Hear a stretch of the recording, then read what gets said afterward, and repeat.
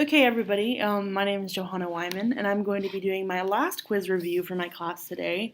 I'm sure everyone is excited that it is the end of the class and the semester is almost over, but I would like to leave on the remark that I did find these quiz reviews mighty helpful in understanding business organizations and helping me through the class. So, the first part of the assignment I'm going to do is trying to redeem some points for my quiz 5, which I feel like I did the worst on. That was not my best quiz. We're going to start on question 6 right here. I'll zoom in for everybody. Question 6 says, at what point does a corporation legally come into being? So the answer that I put is when the articles of incorporation are filed. And the funny thing about this was this question was also on this quiz, and I'd have to find it right here. It's on question 13 for the most recent quiz that we did, question 7. I did get that one right. But otherwise, at what point does the corporation legally come into being? I will explain how I got the answer. On page 264, I do have the textbook pulled up right here. I feel like it might be easier for everyone to see what I'm looking at. If you do have a physical copy, you can look at that. But we're going to start on page 264. Oh, I didn't type it right. 264.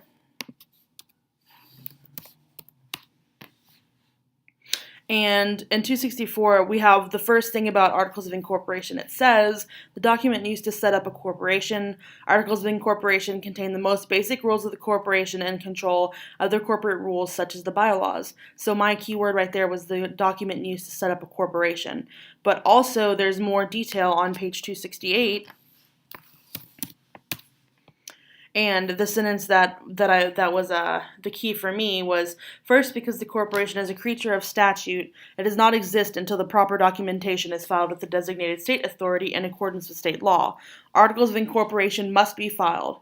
So that was the fact that that's how it exists, is when the articles of incorporation are filed. So that's the one that I did for that. So also on quiz 5, this is question 15 for me. Please read Estate of Sinclair versus Keith Sinclair Co. Based on what can we glean from the opinion, this case involved what areas of law? So this is also on quiz 7, the one that we most recently told you was question 14. I got that one right as well, but I would like to redeem myself by explaining how I got to it. You can search this quiz, this case on any website, that you can search up cases, but I found it on Google, and I'm going to reference to that. The options are divorce law, corporate law, contract law, criminal law, bankruptcy law, patent law, immigration law, and probate law. So the answers that I got were contract, probate, and corporate. So the reason I got corporate law was because it is a company right here, Keith Sinclair Company, and it has to do with corporation. And also in this first sentence right here, let me zoom in for everybody. The primary question in this appeal is whether a contract between a corporation's sole shareholders. So that's where I got that it deals with corporate law. Then with contract law, it's also in the first sentence right here. The primary question in this appeal is whether a contract between a corporation's sole shareholders requiring the shares of the first to die to be put in a voting trust is a testamentary disposition requiring compliance with the Wills Act. So that's where I got with whether a contract exists. That's where contract law comes into play. And then we're dealing with probate law because we're dealing with the estate. So right here, as part of the estate.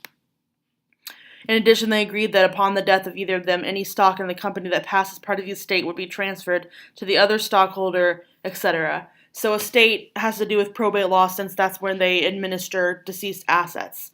So that's where I got those 3 answers. And we can look at the other answers. We have over here that there's divorce law. There was no divorce between the executrix and her husband that passed away. There's no criminal law. No one did any crimes. Bankruptcy law. No one went into bankruptcy, so that one didn't apply. Patent law also didn't apply, and then immigration law didn't apply to the case as well. So my 3 answers were contract law, probate law, and corporate law. So those were my redemption questions. I'm going to go on to quiz 7, the quiz that we just did, and I'm going to work on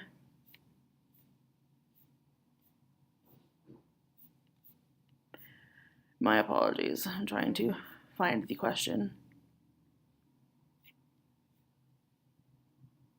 Okay, question 16. On April 7th, 2015, Cedarstone Bank and Winchester Company filed a Form UCC-1 financing statement to perfect their secured interest in a debt owned by Amazon Limo of Laverne, Tennessee. Run a UCC filing search in Tennessee to locate the financing statement. What was the document number of that UCC filing? Please type only the numeric portion below. So on this one, I figured UCC filing would be on the Secretary of State website because that's where we have found most of our forms and other documents necessary for Tennessee business organizations this semester. So I went under the Secretary of State website, and here's the UCC services right here. And I went through the UCC database search. And it's an organization, not an individual. And the organization name that I tried first was I tried the Cedarstone Bank and Winchester Company, and I didn't find anything for those names individually besides Cedarstone Bank, and it was unrelated. So I typed in Amazon Limo. So I'll type that in here. Right here.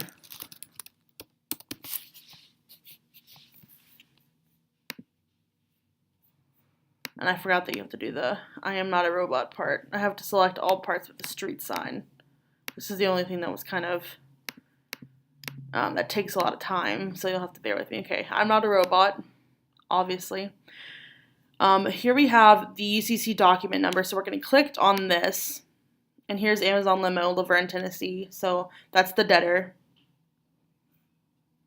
And then we have here the debtors are Amazon Limo, and then the secured parties are Cedarstone Bank and Winchester Company of Tennessee, which is what it was asking for right here. So the document number would be right here, and the numeric portion is 423019706. And that's what I typed when I was taking the quiz, and that is a question that I got right. So that would be the end of my quiz review. I hope everyone has a great rest of their semester and also a great rest of their summer.